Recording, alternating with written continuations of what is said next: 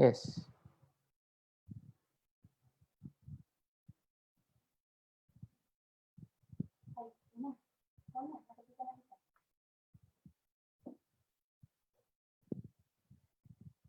Hi, everyone. Good afternoon. This is Luis Magalong. I'll be your host this training series. So, welcome once again to Moving Beyond Crisis. This is our third series training. So, before I introduce our speaker, allow me to do some or few announcements.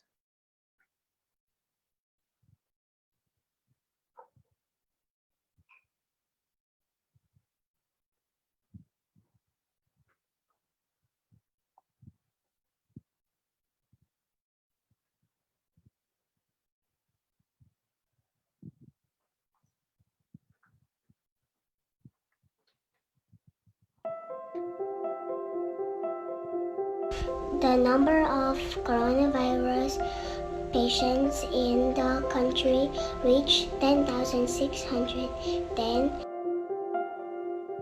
1,991 health workers are infected with COVID-19 with 34 deaths to date.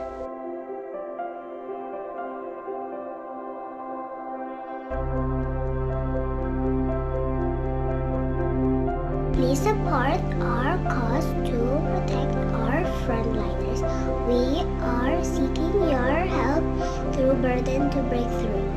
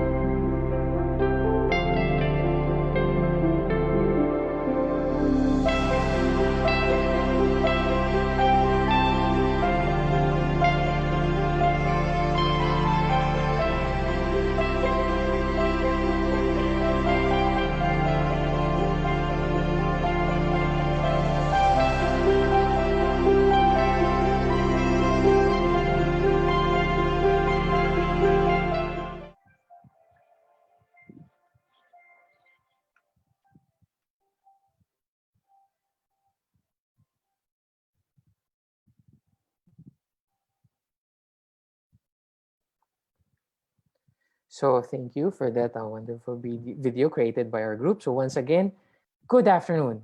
This is Luis Magalong. Sorry, no, I'm so excited to be to do the Facebook Live. So, but today I'll be your host. So I hope if you've been attending the past two training series, I hope you enjoy. And if it has been learning for you, I hope you could also share this with your friends, families. So at the comfort of your homes, once again, welcome. And also, if again, as I mentioned, if you've been attending our past two trainings, I hope you'd also support our fundraising campaign. This is why we're doing this online training so that we could raise funds for the creation of swab boots, face shields, face masks, and PPEs. So again, I'll show you some on your screens. I will show you one of the posters of our upcoming events. So I hope you could actually join us for our next. Yeah. So also, if you do have questions regarding the details of our for our donations or fundraising, you may approach us. The numbers are on your screen on the lower right corner of your screen. Just get in touch with us, and we would gladly assist you on whatever matters you need most. Again, so this is Burden to Breakthrough.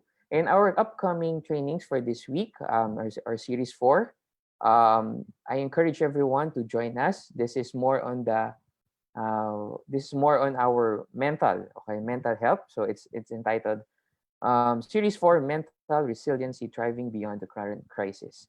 So on next week for our last series, we will be having to that. It's more on the technical side or competency side. So we believe there are two things that you need to haste or progress. So first would be your character or your the soft skills, but at the same time we need to hasten or improve our competency skills. Okay, so before I introduce our speaker, oh yeah, I've shown you the last poster. So let's proceed. Allow me to introduce our speaker for this afternoon. He's one of the uprising book authors, and eventually, I believe if ECQ gets lifted up, a lot of people will be taking his book. So he's a bestseller. He is yeah. We look forward being him as a best-selling author. He's also a corporate trainer, and also he's what we call an awesome speaker. We've been partnering with him and his group, and he's a very good friend of ours. So also he's also a TV host. Yeah, okay, you can catch him at I think channel 11 and channel 7 respectively. So without further ado, allow me to introduce Mr. Al Ian Barcelona.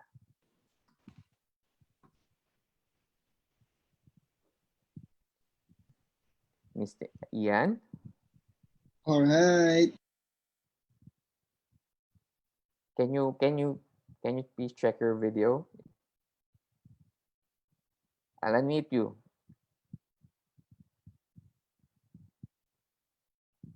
Ian. Hello, hello. Um, Okay. Mukhang sa'yo, Bro Luis, ang pag-unmute ng video ko. Okay, start my video. There you go. yeah, there you go. So I'm Okay. turning the stage to Sir Ian Barcelona. Yan, turning the stage talaga. Turning the Siyempre, video. no, para sa stage tayo.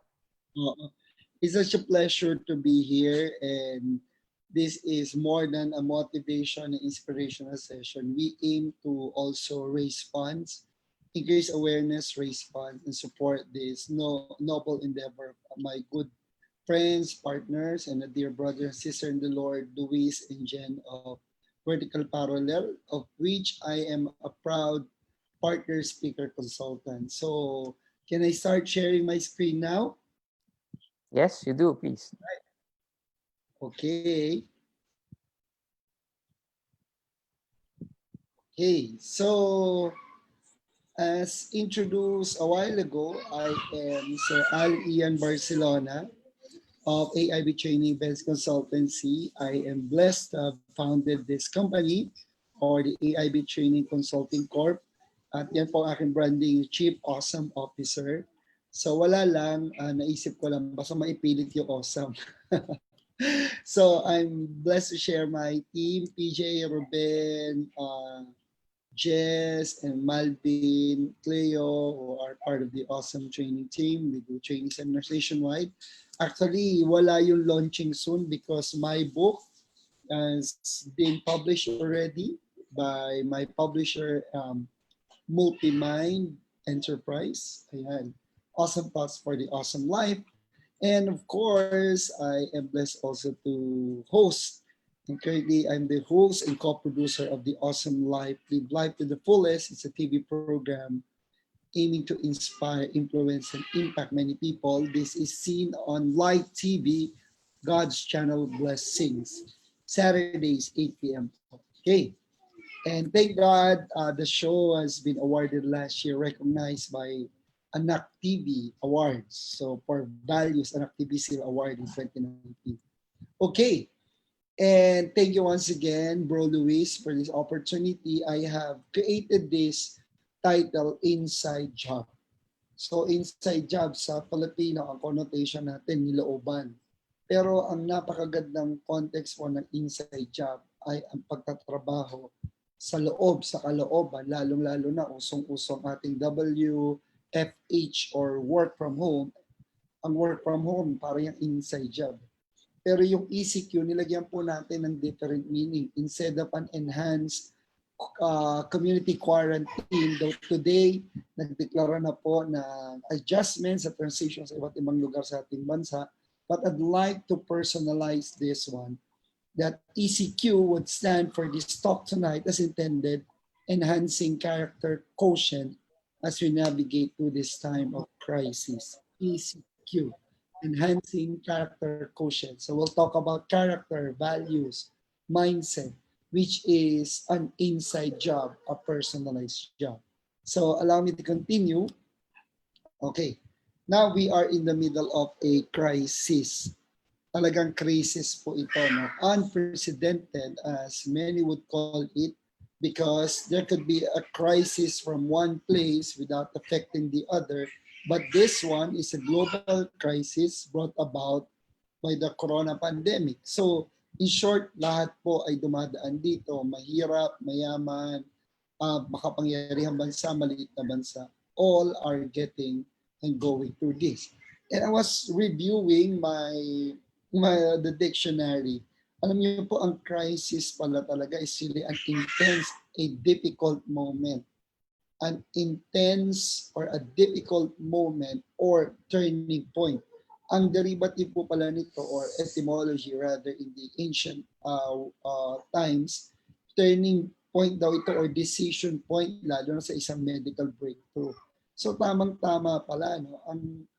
At alam naman natin sa kasaysayan, in the course of the world's history, most of the global pandemics brought about, or the breakthroughs rather in medical sciences were brought about by the medical or the pandemic, the medical crisis that wrecked the whole world. Polio, nandiyan yung Spanish flu before. So lahat tayo dumadaan dito. And this is an unseen enemy. But allow me to further share that this crisis gave us the new normal. Ito na. So the new normal daw is simply allowing us, preparing us to adjust to this pandemic life. Literal po ito because, and allow me to zip my copy. Alam niyo po, hindi naman basta-basta babalik sa normal. How we wish, how I wish. Kanina lang nagtatanong nga kami nila Luis and Jenny na babalik ba yung aming industriya. Maaaring hindi pa this year or next year. Kami po mga consultants, speakers at trainers. Ang pasukan po ay are being moved on the August of this year. So marami pong adjustments ang mangyayari, and now the economy is transitioning. So whether we like it or not, at sabi po napanood natin documentary sa Netflix, these viruses are here to stay. So hindi ito maalis unless we really discover the vaccine, the antidote for this one. And I believe humanity, the medical sciences, scientists are being pushed to the limits. And I hope we are having it now. So here's my take on crisis. Because of this crisis, whether we like it or not, kung gusto natin magkaroon ng flattening the curve, alam nyo po, may learning curve na ginagawa ito sa atin. So, for me, crisis number one is a disruptor. Disrupt, meaning, hindi lang basta to disturb, to disrupt, literally to change or to alter something which has been structured, which has been in place. Kasi no one was prepared for this. Ito yung kanina po, crisis is an equalizer. Pabalik mo na ako sa disruptor. Lahat ng mga plano po natin nasira, lahat ng mga negosyo na apektuhan, kahit ang pinakamayamang bansa, literal po, no one was prepared for this. When I was watching how it wrecked Italy, sabi nila it came like a tidal wave to them. It was devastating. Ngayon ang epicenter po ang US. And it is an equalizer. So malaking tao, malit na tao, mayaman, mahirap, lahat stay home. Incubator, ito literal. Kaya natutuwa po ako sa Facebook, ang batian, good morning housemates, good morning inmates, para tayo nasa isang reality show. Ini-incubate tayo nito. Pero you know what? While we are being incubated, ang dami nangyayari externally. Lumilinis daw ang mundo, ang hangin, ang pollution index, malinis ang dagat, ang tubig, ang ilog. So, walang pabrika eh. Kaya may magandang naidudulot. Incubator din at the same time, sa business, sa economy, sa profession, sa career, ano-ano ang naiisip natin. Sabi daw, crisis is the best incubator for creativity. Nang dahil sa crisis po, nakaka-create tayo. because we have been built in with the system to survive. Built-in system po yan when God created us. And eventually, crisis is also a creator.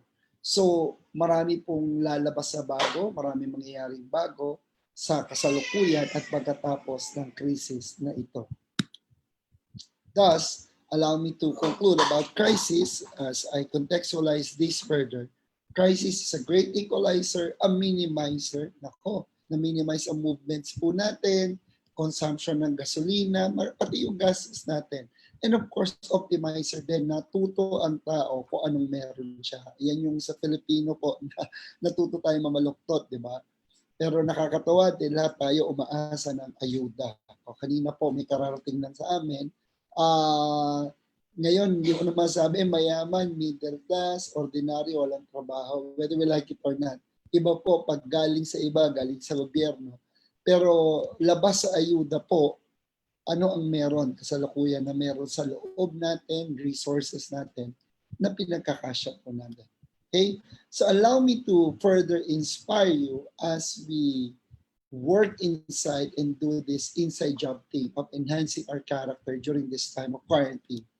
This is one of my favorites in Ecclesiastes chapter 3, verses 1 to 8, but I'll just read verse 1. And kayo po, basahin nyo na lang mamayang gabi or after this one, yung buong chapter 3 because this is one of the classics. Ecclesiastes was written by King Solomon and Ecclesiastes means the preacher, the great teacher. Gustong-gusto ko po ito. Sabi, there is time or season for everything, for every activity under heaven. Allow me to repeat. There is time or season for everything, for every activity under heaven. So, lahat daw po na nangyayari ngayon sa paligid natin, sa mundo, sa buhay natin, may oras siya, may panahon yan. In short, may schedule yan. Be it good or bad, crisis, continuity, work, prosperity, poverty, politics, sporting events, family events, lahat po yan may oras. As a matter of fact, ang buhay natin may schedule. Yung pong ginagamit sa business at ginagamit sa pelikula ng mga writers that there's time for everything. Dito po nanggaling yan. And if you will read the entire chapter po, you will expound, excuse me, talagang napaka-profound po, may intindihan mo na ang buhay pala talaga ay totoong mahiwaga pero hindi pala siya talagang mahiwaga din kasi talagang may nangyayari po. At may ups and downs, may ulan, may bagyo, may tag-araw. Imagine po, ngayon may crisis pero paparating na ang tag-ulan. So it's gonna be tougher for us. So this crisis is a great opportunity to evaluate or re-evaluate our lives. So if there's time for everything, again, this crisis is a great opportunity and time to re-evaluate our lives. Alam niyo po, sa aking mga seminars on self-effectiveness, personality development, madalas ko pong sabihin yung sinabi ng isang philosopher that know thyself. Ngayon po, baka dapat gamitin natin, allow me to rephrase it a bit, that instead of just knowing ourselves, know and reevaluate ourselves. Alam niyo po, let's face it, itong crisis na ito, ang dami natin na didiscover sa ating pagkatao, sa ating mga kapamilya, anak, asawa, sa mga kaibigan natin. Sabi nga po ng isang kaibigan ko, negosyante, ang dami niya ron nakitang mga taong gusto niyang i-unfriend, yung iba naman lumabas yung mga tunay na kulay, yung iba naman, mga husay din pala. So, let's re-evaluate ourselves. All right? Sa mga nag-organize po o sa mga companies, sa mga professionals dito, we're aware with this SWOT, diba? I once heard an esteemed speaker, sabi niya, o nga naman, bakit tayo nagsa-SWOT analysis lang sa ating mga kumpanya, organizations, where in fact, we can do a personal SWOT analysis of ourselves. Sa iba naman po, toast ito, di ba? So, ngayong panahon ng crisis, it's an inside job. Let us look inside, look deep, and look within us.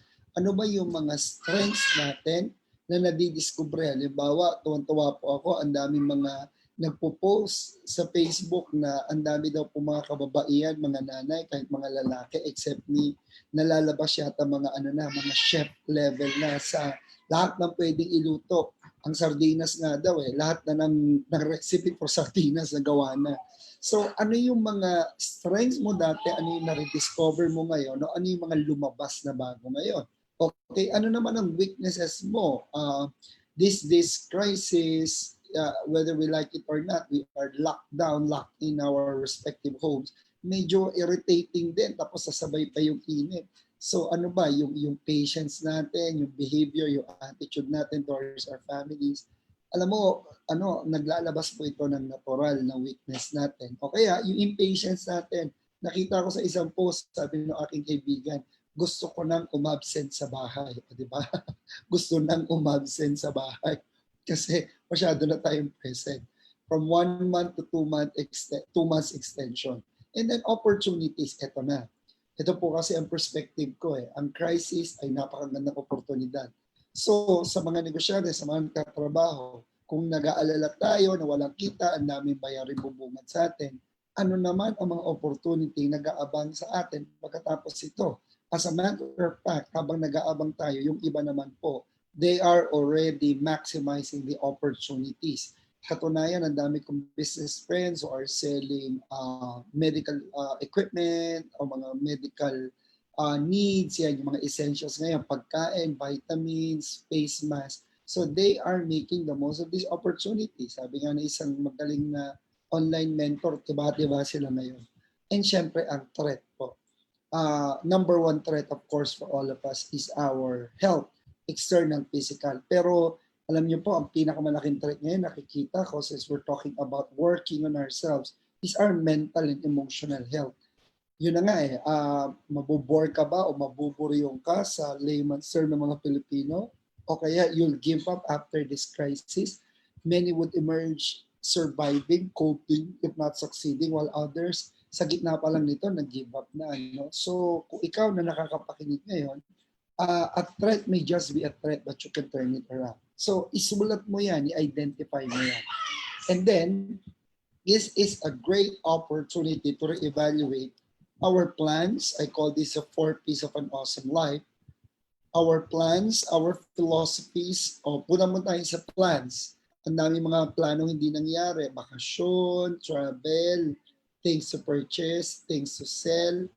Alam niyo po, many plans in a man's heart, but it is God's counsel that will prevail. And then philosophies or value system. Ano na ba ang mahalaga sa iyo ngayon?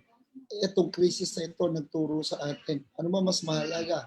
Trabaho, pamilya, both are equally essential, are important. Pero syempre, dito po, ang isa sa pinakatinuro nito is really to spend more time with our families. And yun kanina ka-chat ko po isa kong partner sa AIB, sabi niya, everyday bonding, that's it.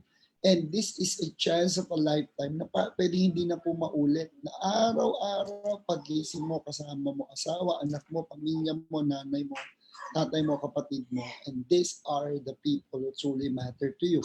And of course, passion. Ito ba, may na-develop na bagong passion sa'yo? Or sharpen mo yung passion mo, naghahanda ka pagkatapos ng crisis, and most important of all, purpose.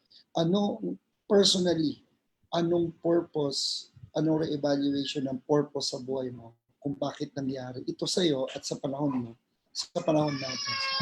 Okay? Okay. So what do we see here?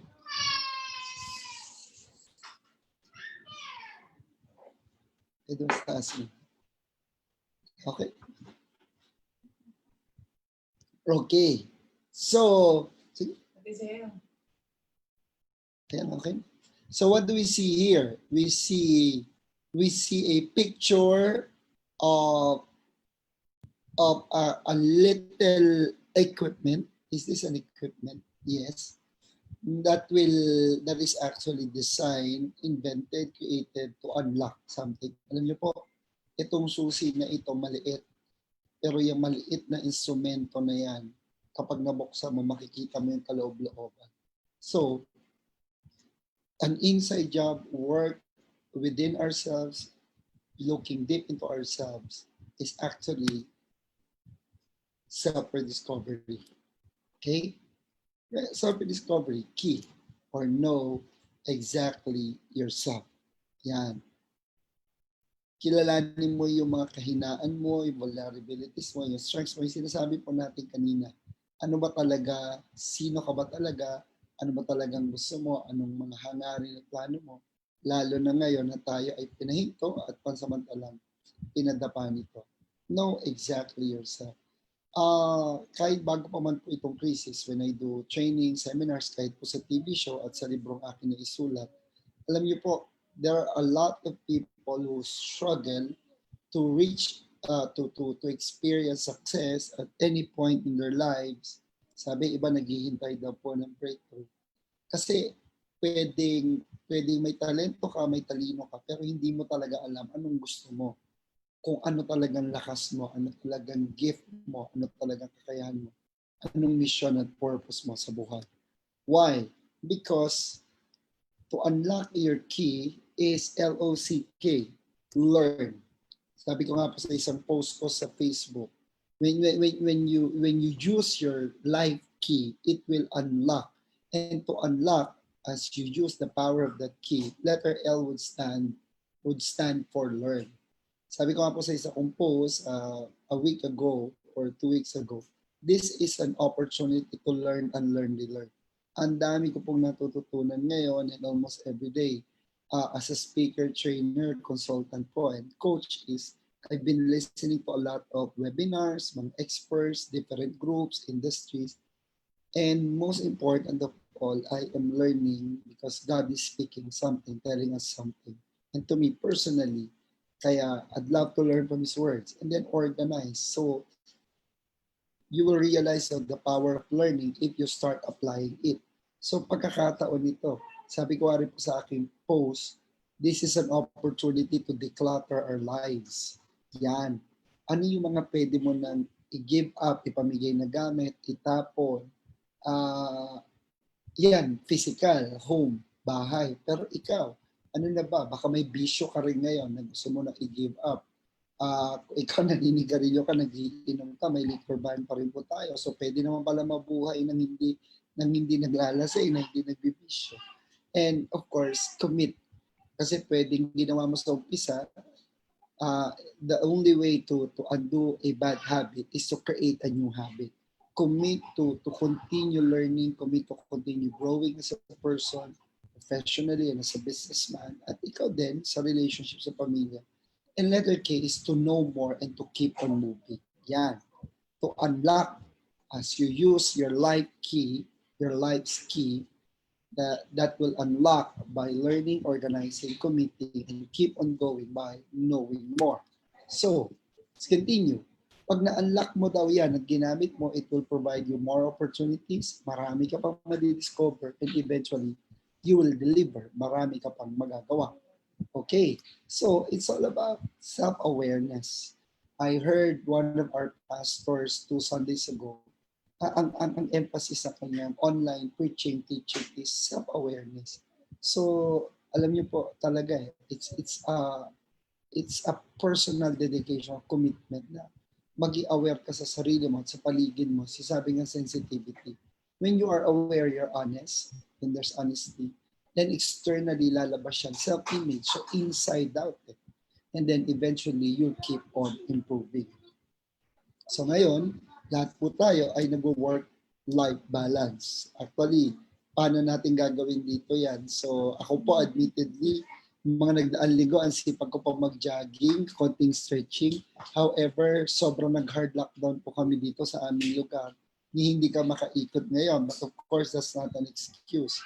Pwede ka mag-stretching yan pagising sa umaga. At the same time, sa totoo lang po, mabilis sumipas ang oras. Lalo na kung productive ka. Kaya nga, productive quarantine or stay productive. Kasi otherwise, lilipas itong dalawang buwan mahigit na walang bagong nangyayari sa'yo.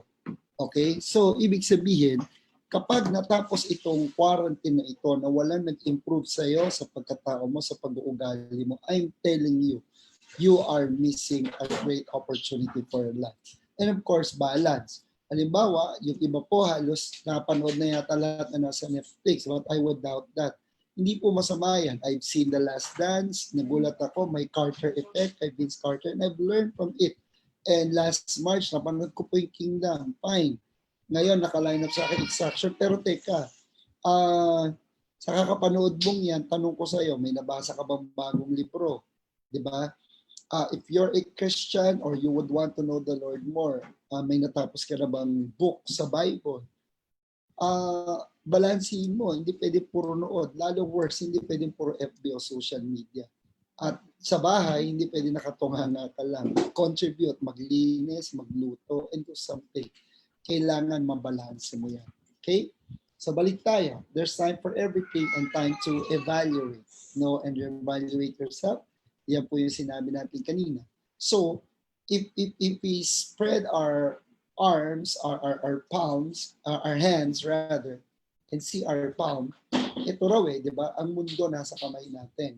Okay? Pero ang mundong tinutukoy ngayon ay ang mundo mo. Of which, 3C's yan. Ano yung mayroon ka sa kamay mo? Number 1, you've got your choices. Number 2, ikaw ang may control sa mundo mo, sa behavior mo, sa attitude mo. And most of all, you are in charge of your character development in this time of lockdown, quarantine, in this time of crisis. Choices, control, and character. Maganda po yung background ko. These are my beautiful kids. Yan. Okay, we have a cute house and I love seeing every day my kids with my wife, Mira and Mori, and happy birthday to Ate Sena. So, konting commercial po. Okay, so, and you know what?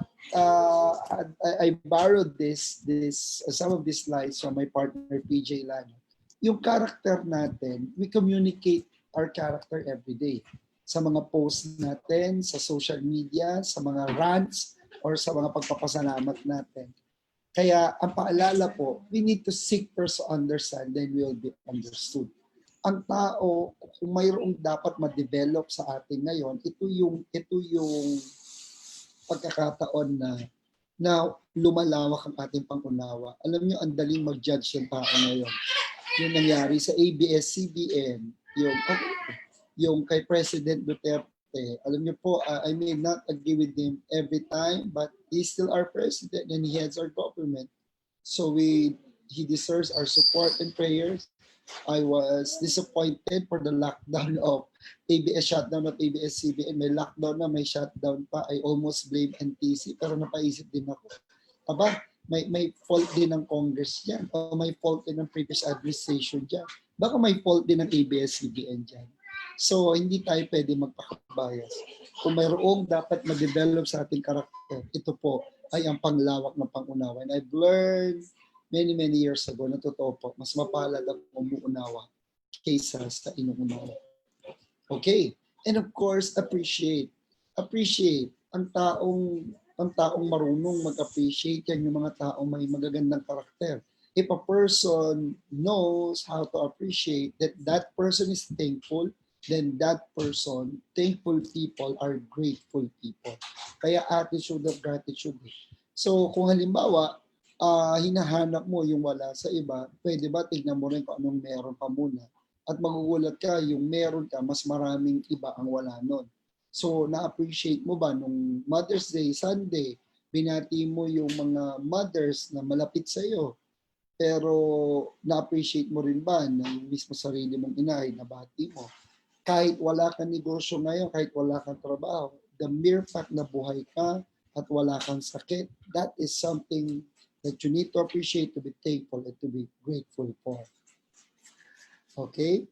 And now, let's talk about sets. Ayan. Alam niyo po, madalas natin mapakinggan ang salitang mindset. Ang mindset po, sabi daw, if your mindset change, everything around you changes. Totoo po yun.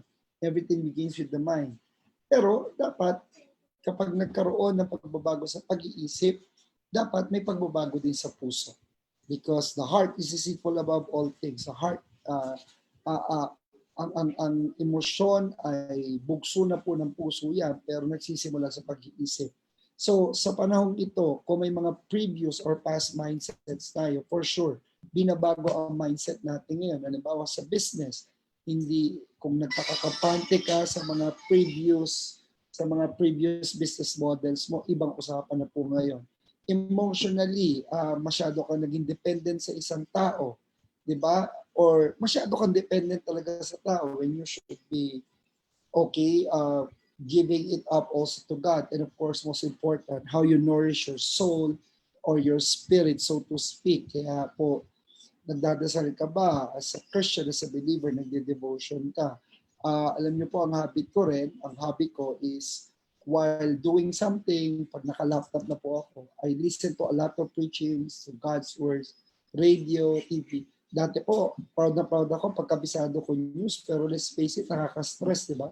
So this is a suggestion also, alter it.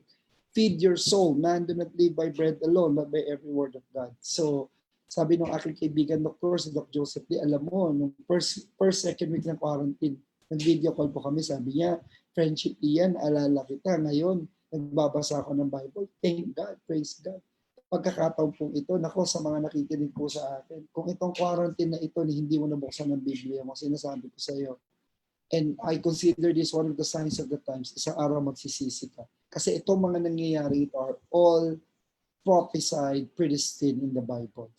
And of course, body. Ayan. Kaya po, work-life balance, kaya stretching, galaw-galaw, baka pumanaw. Ang panlaban po ngayon sa COVID dahil wala pang vaccine ay ang matindi at malakas immune system. Malakas sa pangangatawan. I'm in my early 40s now and admittedly feeling some back pains, muscle aching, so I need to stretch out. Kailangan ko lang sumayaw nga siguro. Ulit. At may outward at inward mindset. Yung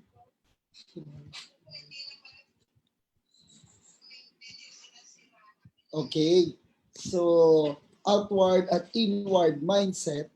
Ang outward mindset natin, example, sinisisi natin ng gobyerno na extend ang quarantine. Masyado pong ano yan, inward mindset yan. Pero ang outward mindset, kailangan makita natin that the government is just trying to do their job. It's hard for them to balance economy and lives and livelihood, di ba? So, kailangan mag-develop po tayo ng tamang inward mindset, kaya inside job that will produce our outward mindset. And let's not just judge people easily. Alam niyo po, ngayon pinagtatawanan si Kim Chiu, binabash yung ibang mga artista sa rant nila sa ABS-CBN, and they're entitled to that. Diba? At kapag ano na po, nakakahiya na, masyado nakatawa-tawa, wag na po natin i-glamorize pa lahat ng mga tao na nagkakamali. Wala pong kaibahan yan. Nakakita ka na ng hindi magandang video or skandalo man yan, anumang uri ng skandalo, pinangalat mo pa worse, fake news. Diba? So, let's do our little share. Alright? Mindset impacts the way we communicate, our characters, our lives in this time of pandemic. Let's go back to crisis. So, nasa crisis pa rin po tayo. You know what? Crisis would mean change. And change would mean challenge. Yung LL po sa gitna, challenge is lead and learn. Learn and lead. For us to benefit what crisis can bring about, we need to challenge ourselves. Challenge ourselves na pagkatapos ng crisis na ito, tanongin natin ating mga sarili, will I come out a better person or a bitter one? Will I be bitter to the government? Will I be bitter to my employers? Kasi magre-retrench sila, sasara ang kumpanya. Will I be bitter to my clients? Binawi pa yung payment o kaya hindi tinuloy ang project. Wala rin naman silang control eh. Lahat po tayo nag-a-adjust, lahat po tayo ay dumadaan dito. So, for us, hindi po automatic crisis will bring about change. Depende kung good or bad change. Pero ang proseso po, kailangan i-challenge natin ang sarili natin. Why? Because if it doesn't challenge, it doesn't change at all. So ito po, challenge sa inyo ito, pagising sa umaga. Alam niyo po, yung household economics lang eh. Kaya I really salute mothers. So happy Mother's Day po. And of course, to my mother, to my wife, sa aking mga pinakamalalapit sa akin. Hindi po biro maging nanay. Gaalaga ka ng bata, career woman ka pa, business ka pa. Eh yung uulamin nyo lang the whole week. Yung papamalengke nyo lang, hindi na biro. Kaya salute to all the mothers, the homemakers. Alam niyo po, Ibang level po yung challenge sa inyo. Then going back to ourselves, pag hindi ka naroon na challenge sa isang bagay sa ginagawa mo, masyado na komportable, hindi ka na magbabago. So this crisis has brought a lot of uncomfortabilities, but mind you, this is a game changer, gonna be a game changer for us. So, ang daming madidevelop sa atin nito, yung adaptability, communication, problem solving, sobra. Yung ang dami po mga business ngayon, restaurants are pivoting, kami po sa training, yan, nasa delivery sa sila, training, coaching, puro online na po. Ang dami po. May mga magsasara negosyo for sure, pero mayroon din po mga magbubukas, yung iba po magre-remodel ng mga businesses. And this crisis could still teach us, ako po ay proponent ng The Awesome Life, to live and lead our awesome lives. So how? Ito po yun, L-I-F-E. So, learn to lead others. Learn to lead others. If you're a family man, if you're the father, o ikaw tumata yung leader, may influensya sa pamilya, lead them to God closer. Every Sunday po, we pray. At the same time, pag puro reklamo sa bahay, lead them to be thankful, to be grateful, not to be bashful, not to be ranting. Inspire, influence, impact. Alam niyo po, there's inspiration amid this crisis. Mga frontliners po natin, influence. A person cannot be influential without being inspiring first. And then, saka lang po ang impact. So measure your impact and sustain your impact. And then letter F stands for focusing on the future. Ibig sabihin, this too shall come to pass. So, dumadaan lang po tayo dito. Pagkatapos ito, anong future natin? Think also eternally. It's a spur of the moment now. Alam niyo po, ang buhay natin sa mundo, practice lang po ito. Sabi nga ng isang magaling na author, we are not physical beings having spiritual experiences. We are actually spiritual beings having physical manifestations and experiences. Why? Because this crisis, if you think God, of your spirituality, of your life, salvation, and knowing God, relating to Him, take eternity. That's our ultimate future. Pero dito po sa mundo, pagkatapos ito, may magandang mangyayari. And of course, letter E, last, encourage, empower, engage. Encourage others. Mag-post ka. Huwag naman puro yung pagpapayat mo, yung sarap ng pagkain nyo. Minsan, kailangan mong maging sensitive. Yung iba, walang kinakain. O kaya, not just post about yourselves, bagamat wall mo yan sa social media, learn to talk about others, hindi para pagchismisan sila, but post about post something inspiring, something worth posting talaga, ba? So, and engage. So, yan, yung mga palitan ng kuro-kuro sa demokrasya, okay po yan. Pero, hindi natin pwede sabihin, mas better ang ating opinion sa iba dahil lahat tayo entitled to that. At alam niyo po, wag natin personalin. Diba? That's part of democracy. So, let's continue. Ang crisis daw would mean change if we learn to, I call this the 3 A's of change, of navigating through change and developing our character further. Letter A, accept. Whether we like it or not, tanggapin na po natin. Lahat tayo apektado, maraming magbabago ng negosyo, buhay, employment, transportasyon. Alam niyo po, nung sinundo ko 2-3 weeks ago yung aking pinsan sa airport, sobrang nagulat po talaga ako. Literal, buti gabi yun, ghost town. Pero naisip ko rin, this is the best time to open up the construction. Alam niyo po, kung talaga alam lang ng gobyerno na mag-extend pa, depende sa recurrence ng sakit po, ng COVID, alam niyo po, baka natapos na yung Skyway at ibang major projects. Ang sarap mag-construction. Kaya lang, at risk naman ng mga construction workers. Kaya po may guidance na ilalabas yan. Accept. Ako po, I'm still in the process of accepting. I will miss the stage. Walang mga big conferences, seminars, team buildings. But I know there are other opportunities. And then adapt. So it doesn't end there. And by the way, a lot of people are talking about adapting. You cannot adapt without accepting first. And then last is adjustment. Learn to adjust. So you cannot adjust if you have not adapted. At favorite ko po itong napaka-powerful na quotation tuwing ako po ay may seminars or talks at mag-share ko po sa ating TV show na The Awesome Life at sa libro, natutunan ko po, sabi po sa quotation na iyon, blessed are the flexible because they will never bend out of shape. Wow! Talagang ano yan, it struck me when I first heard and read about it. Blessed are the flexible, for they will never bend out of shape. Yung character development nitong crisis na ito is teaching us flexibility. But then again, you have to flex your muscle out, your brain, your spirit, your heart, for you to accept, adapt, and then adjust. Every day, I like to remind you to smile. Sa gitna ng hirap na ito, there are lots of reasons to smile. So, ito rin ay paalala, and since we're talking about our character, to complain or cooperate. I'd rather cooperate. We might complain, but ito lang natanggap namin, but kulang. Kami po middle class, kami top taxpayer. Basta kung may natanggap ka, pasalamat ka na. Commitment. Anong commitment mo ngayon? We evaluate, retake sa pamilya, sa trabaho. Hapon po, ka-chat ko isang mahusay na communication strategist consultant. Yun lang naman ang tanong niya sa akin, anong pinakamahalaga sa iyo? At yung pinakamahalaga sa iyo ngayon, yun ang magiging next level na commitment mo. And then, it's all about character. Okay? So, character po pinag-uusapan nito. Ang mga taong magsusurvive ng crisis na ito ay yung mga taong talagang na-develop po ang character niya. Sabi daw, crisis doesn't make a man, it shows the man. And it also makes the man or a man. Kasi nga, kung walang problema, walang crisis, hindi ka mas stretch, hindi ka mag-expand, hindi ka mag-flex, hindi ka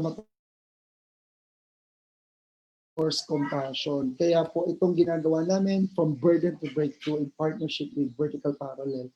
To those who are watching this, please, after learning from these sessions and in the coming sessions, donate to us, donate to the information being given po by Brother Luis and Sister Jenny. We'll be buying face masks, mga swab boots, mga medical equipment, pantulong po sa ating mga kababayan.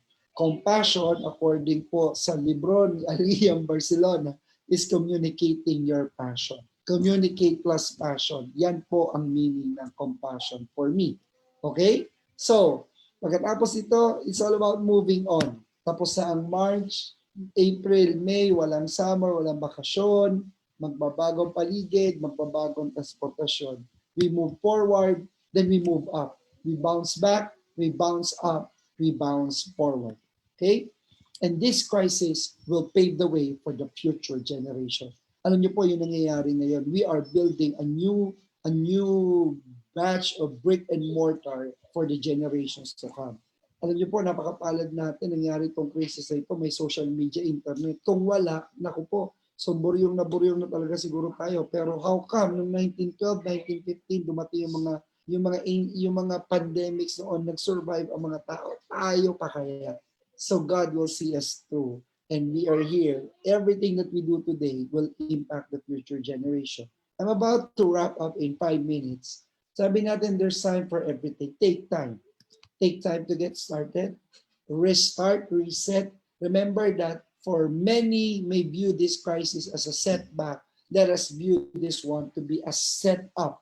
A setback is a setup. Start something. Start a new attitude. Start a new emotion. Start something spiritual in your life. Start your relationship with God. Start doing something new, exploring something new. Because you will have to take time to grow. Take time to be healthy po. Take vitamins, supplements, exercise, warm up. And play inside. Play with your kids, with your friends. Basta at home lang po, or with your neighbor, or within your compound. Take time to be quiet. Magdasal ka, mag-reflect ka, mag-meditate ka. And of course, take time for those you love. This is what I love the most. This is not gonna happen again. Na nakapermi ka lang, ako po, I'm an outgoing person, extrovert. Yan po minsan yung issue ng wife ko sa akin. Minsan makati pa ako because I was born to talk, to travel, to explore. Now I'm locked down for 2 months. This is it. Nakikilala ko po na sa aking sarili, ang aking asawa, aking mga anak. And I will never ever regret this because I will never get to experience this again in my lifetime. At tandaan nyo po, pagkatapos ng cases na ito, SW principle.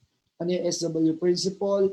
Some will emerge, some will survive, some will thrive, some will succeed, some will not, some will give up. Kailangan po tingnan din natin ating mga mahal sa buhay, kaibigan. Kasi this is also a mental health issue. Next to stress, pag hindi mo na-manage yan, could lead to depression, and depression could lead to suicide. Kaya po, total, may social media, pagkakataon ito, may pantext ka, may load ka, messenger pay, may pre-data ka, kamustahin mo sila, panalangin mo sila, and you know what, everybody needs somebody. Some won't, so what? Yung iba po won't shape up with their character. Someone is waiting because someone is always willing to learn, to develop their character, to try new things, and to navigate through this crisis. Some will, some won't. So what? Someone is waiting, someone is willing. Original ko po yung dalawa doon. And I will end with this. So what do we see here? Favorite illustration ko po ito. Sa lahat halos sa mga talks at trainings ko po. We see an actual sumo wrestler facing a would-be young, a kid, a young boy, a would-be sumo wrestler. I've been to Japan twice and I did some research po. Ang sumo wrestling is both a cultural national sport. It is almost equivalent to to giving your son, your kid to the army, serving the government, his country. So to be a sumo wrestler, napaka-noble nito. Ang tanong ko po sa inyo, you think nangyari itong actual battle na ito, actual fight? Definitely not. Otherwise, makukulong po yung sumo wrestler. But if I am to create a story, create a phrase out of this, a picture contains 1,000 words. Ano pong sinasabi na sa isa't isa? Sabi po siguro ni Kuya, intermission ito sa actual sumo wrestling fight. Sabi niya sa bata, alam mo, cute mo. Yung katawan mo, no? Marami pang bigas, marami pang gatas, na inumin bigas sa kakainin. But mind you, I see myself in you. You are my past. I used to be in your position. Yung bata, bago niya kinausap si Kuya, nagpa-selfie muna, cute. Sabay kinausap niya rin. Sinasabi niya sa kanyang nakikitang Kuya, big brother na sumo wrestler, you know what, Kuya? I see myself in you. You're gonna be my future. So to those awesome audience that we have here, with the Magalong Talks Vertical Parallel Asia for this Burden to Breakthrough, ano nakikita mo sa future mo? And allow me to share. May similar event po, napaka-historical in the ancient times.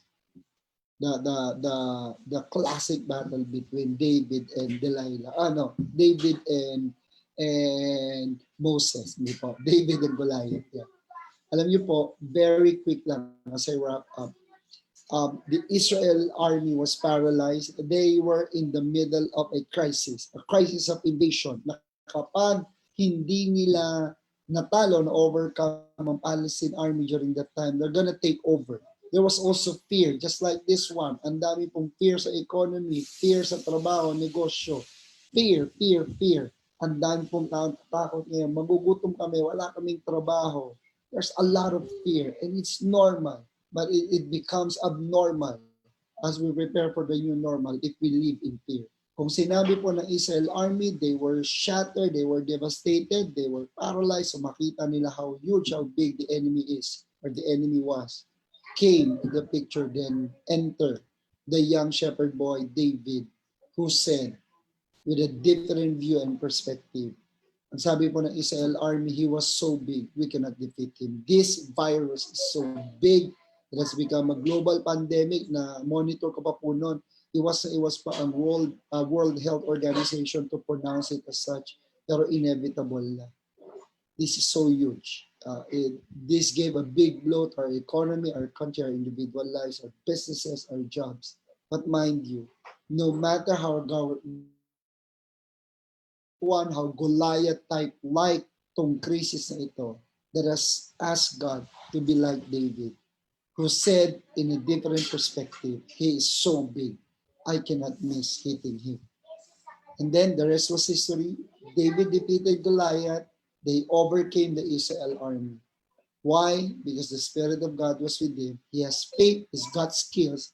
He was seeing the future. He was seeing the bigger picture and the bolder steps to make and the impact to the coming generations and to the nation, the nation of Israel as a whole. This is an opportunity to refresh, recharge, reveal as we recalibrate ourselves, our lives, the way we conduct our lives, and develop our character. This is the time to accept, believe, and commit. ABC. And I would like to leave you with this verse. According to Isaiah 43, verse 19, for I am about to do something new. As a matter of fact, in the midst of this crisis, may mga tao nagtatanong, where is God? God is unseen. With this invisible enemy, we need the invisible power of God in our lives, in our country, for the wisdom of our leaders as they decide politics, economics, the destiny of our nation. For I am about to do something new. Sabi po na Isaiah 43:19. See, I have already begun. Do you not see it? I will make a pathway to the wilderness. Wilderness, dry, barren, you can see nothing, bleak ang future, uncertain. But God will make a pathway and I will create rivers in the wasteland. Nothing is impossible with God and nothing is impossible to those who believe. Don't forget to be awesome and allow me to leave you as I allow me to promote po my humble product of being a speaker trainer and a life learner. ACT, act or action, act it on. Accept commitments today, ACT. Acquire competence today, ACT po yan. Accelerate communication today. Anticipate challenges today. Accept changes today. Ambition comes today. Panibago mga pangarap. Attitude, character, and time. Araw-araw, we have to deal with that. And most important of all, apply character today and live life to the fullest.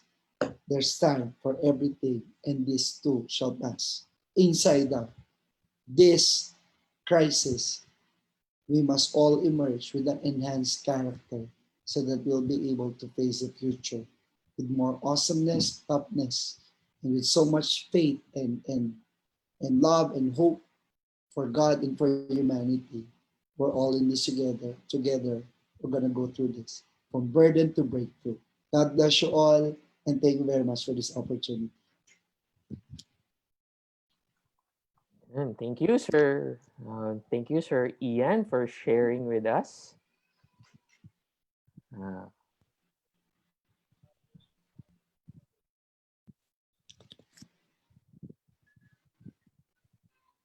All right. Brother Luis, take it away. Thank you. Maraming salamat po. okay.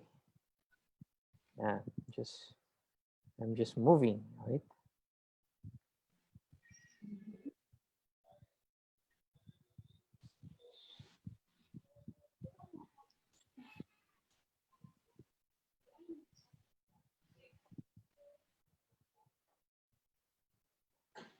Everyone, thank you. Sorry, Yan. Sir Ian, thank you. Thank you so much for joining us this afternoon. And alam niyo po si Ian, ano yan eh, he's one of our,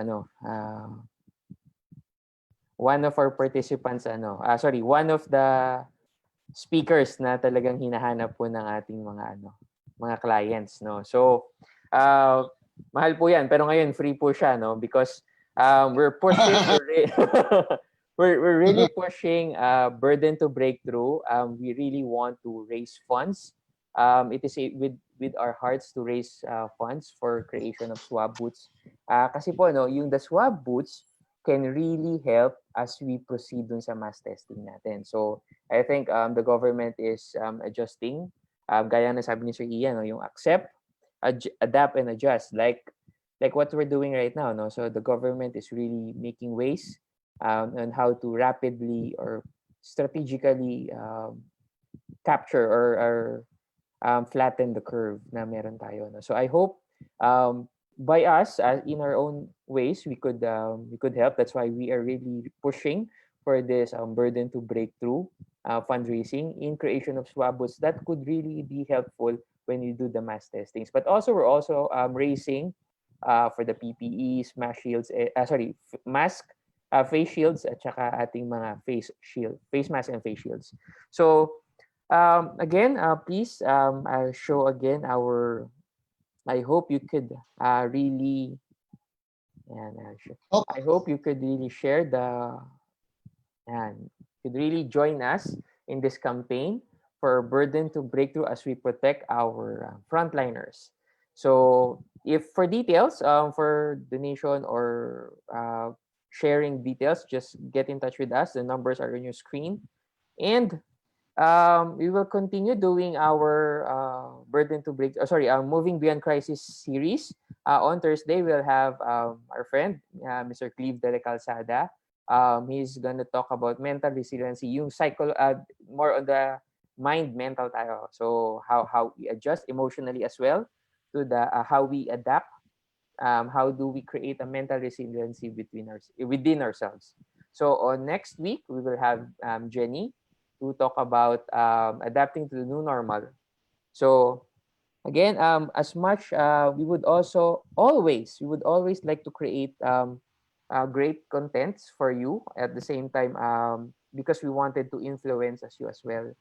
uh, by this, we would be able to. I hope we would be able to invite you on our next series. No, the last part would be on Tuesday, I think, with Jen. But we will have a new series which we will be targeting more on the competencies side natin. So this past series we've discussed about how we adjust with our character and soft skills natin. No, but next week we will talk about, or most of the topics will be geared or inclined towards our competency-based skills natin. So again, please support our fundraising activity. And also, I would like to acknowledge our partners. No, we have Elevation, Peme, we have Magalong Talks, Mr. Prudy Verso, we have what sino pa ba? Icon Graphics, our help from Icon Graphics. Once again, thank you, Sir Ian. And with AIB yan. Yan po ang group ni Sir Ian Barcelona, ang AIB. So, catch him in his show. Sinabi niya yan kanina, no? So, I think 11 and 7 respectively. So, thank you once again. Yan, the book. Yan, ni Sir Ian. The book, please get, yes? Please get a copy of yeah. his book, Young Awesome Thoughts, Awesome Life.